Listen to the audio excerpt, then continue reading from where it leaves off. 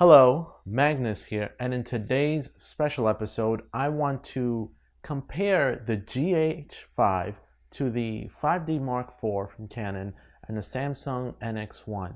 I want to see the differences when it comes to autofocus and low light when it comes to today's episode. I'll have different tests and different comparisons in later episodes, but today I just wanted to focus on these specific tests and see what I think about it, and if I'm pleased or displeased, if I like it and if I don't. Now I know there's been a lot of controversy versus the autofocus, and if you've seen my video in the past before the camera was released, you know that autofocus was a concern from the get-go, even before the camera was released. To me, autofocus is important, especially in different scenarios where you're pretty much a one-man band and you're pointing the camera to yourself, or you've got a situation where autofocus would definitely be a plus versus manual focus. Now I tend to use manual focus more than autofocus, but when autofocus is there and I can focus on other things, that's a pleasure. Now I'll put a link to the video where I talk about my concerns with autofocus. A couple of notes I do want to mention as well is that in my previous unboxing video of the GH5, especially when using the metal bones adapter, what I had mentioned is that when you do that, it doesn't seem to work. The camera freezes on you.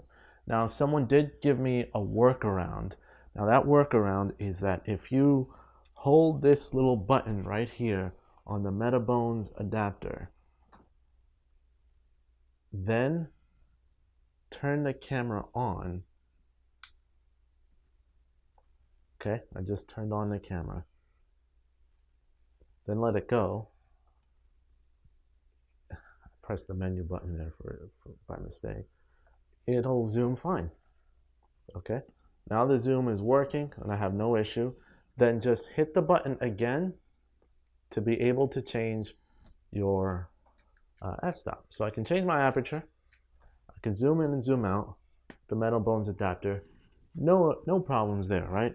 So when I discovered this, or actually, I gotta give special thanks to this user right here for giving me that answer, because I did not know this and it actually bothered me. But when you do that, you know, and you use it too long, it's pretty cool. But well, I've noticed a different problem is that when the camera times out while you're using it, what happens is that when the camera times out and then you just play with the buttons to turn on the screen again, it locks up again. And that to me was annoying. Not that it's a huge issue, but it's annoying that you have to turn it off, turn it on, and reset the settings. So that's a bit annoying. But for the most part, it works with the metal bones adapter, and autofocus works. You can change your aperture. I'm pretty happy. But the other thing that I mentioned in that video is that when using the GH5, I said in the video that you could connect a USB-C connector to the actual power adapter and then straight to the wall. That was incorrect. And when I looked at everything I had, because that unboxing was pretty genuine, I looked at everything and I'm like, oh no, you can't do that. So my apologies for saying that. So again, you'd have to connect the battery separately and charge it separately from the actual camera body, which I don't like. But whatever. So in these tests that I'm doing today, I'm testing GH5 versus Canon versus NX1, and I want to see how it performs against my other cameras. So hope you enjoy, and we'll see what happens. So let's get into these tests. First, let's talk about the focus and autofocus on the outside when I was outside using these cameras. Okay, the three cameras did a good job keeping me in focus most of the time.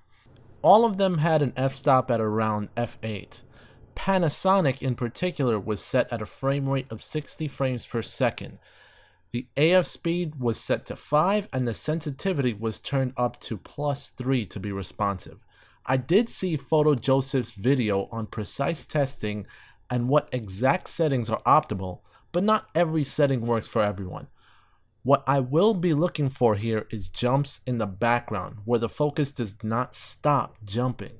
In this test, the reason I set camera to f8 and stood far from the camera was that there have been a number of tests where their depth of field has been somewhat shallow.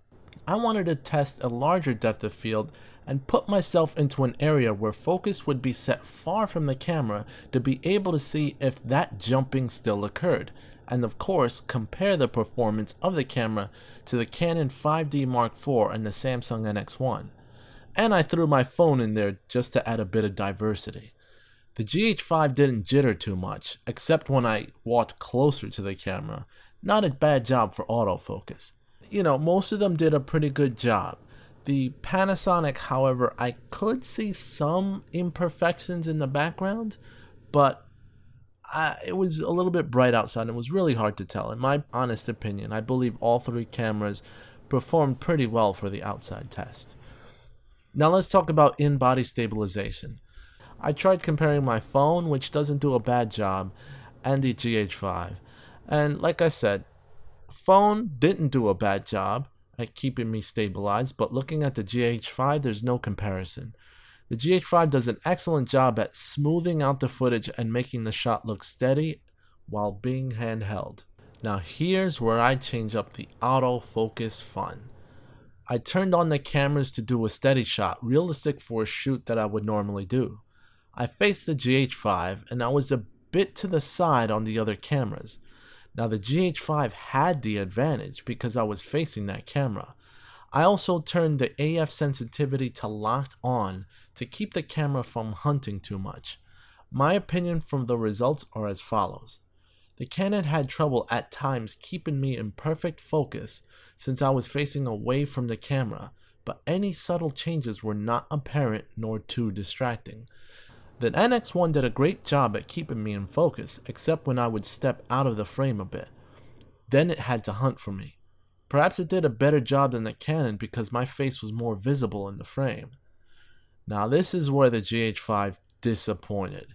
It's not to say that it didn't find my face quickly, but what didn't make sense to me was that I set the setting to locked on, which to me, it means that it should consider me pretty much locked on for most of the frame, and not to continue to hunt for me when I'm not moving much. And yes, the shutter button was hit before I started to hit recording, that way it can focus on me before any action took place. But it did continuously hunt, as you can see from the background on occasions. This was disappointing. My final word on the GH5 autofocus is as follows. There seems to be ways that you can customize and adjust the GH5 to get the autofocus to work closely to what you need, without sticking to manual. However, it seems to be far from perfect, and just thinking that for every type of shoot where autofocus would have been a benefit, I would need to screw around with the settings to get it right each time is just one reason that the GH5 can't be my go-to camera for autofocus type of situations. It's easy to pick up my 5D Mark IV or even my NX1 and just know that I don't have to fiddle around with the settings to get a quick shot and keep most items in focus. Unfortunately, the GH5 presently has its glitches with autofocus. With that being said, I do believe that this is something that a firmware update can most certainly fix. Now quickly going over Lowlight, I use the same lens on all three cameras. My 24-70mm f2.8L USM II Lens. On the GH5 I used a speed booster, while on the NX1 I simply used a converter. On all three cameras I left the aperture wide open and just started shooting. In my personal opinion, which may differ from yours, the NX1 and the GH5 were pretty close and comparable when it came to low light performance, and I'd say that at 1600 ISO, shots were still usable, but above that and it's out of bounds. I give the 5D Mark IV an edge with usability at 6400 before it becomes outside of my taste. There it is. Those are my tests. Let me know what you think about what I had to say in the comments down below. Let me know what other tests you think I should do, or what settings you think I should try that would make the GH5 perform a little bit better, because quite honestly, it's annoying that you have to worry about that type of stuff. But if you can actually get some settings that are prime and have it work to the best of its ability, that is what I'm looking for. So guys, hit me up with your suggestions. And as always, you can make my day if you subscribe today. This is Magnus, and I'm out. Now this is image stabilization with the GH5 as I walk around, handheld, just like I did with the phone. And hopefully I'm still stable and still looking. I could actually frame myself, or the phone I could too, but I was using the back camera, so framing myself was a little bit more difficult.